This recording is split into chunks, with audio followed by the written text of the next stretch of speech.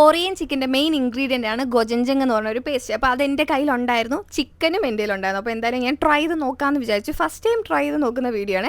അതിന് വേണ്ടിയിട്ട് ഞാൻ ഒരു മുട്ടയും ഇച്ചിരി ഉപ്പും കൂടെ ഇട്ടിട്ട് നല്ലപോലെ കടഞ്ഞെടുത്തിട്ടുണ്ട്. അതിലേക്ക് കുറച്ച് കുരുമുളകും കൂടെ എടുക്കുന്നുണ്ട് കേട്ടോ. ഇതിലേക്ക് 1/2 കപ്പ് കോൺഫ്ലോർ കൂടെ ഞാൻ ചേർക്കുന്നുണ്ട്. ഒരു മുട്ടയ്ക്ക് 1/2 കപ്പ് കോൺഫ്ലോർ എന്ന അളവാണ് വേണ്ടത്. എന്നിട്ട് ഇത് നല്ലപോലെ ഒന്ന് മിക്സ് ചെയ്തെടുക്കണം.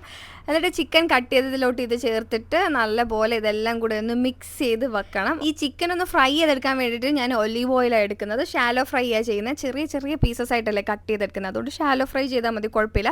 നല്ല മൊരിയുന്നത് വരെ അങ്ങോട്ടും ഇങ്ങോട്ടൊക്കെ തിരിച്ച് മറിച്ചൊക്കെ ഇട്ടിട്ട് ഞാൻ നല്ലപോലെ ഒന്ന് ഫ്രൈ ചെയ്തെടുക്കുന്നുണ്ട്. പിന്നെ ഇതിന് വേണ്ടിയിട്ടുള്ള സോസ് റെഡിയാക്കണം.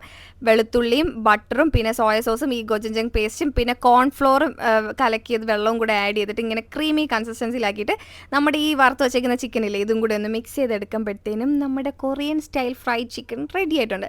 ഇനി ഇതിൽ സെസമി സീഡില്ലേ വൈറ്റ് കളർ, അതുകൂടെ ആഡ് ചെയ്ത് കഴിഞ്ഞാൽ കിടുവായിരിക്കും.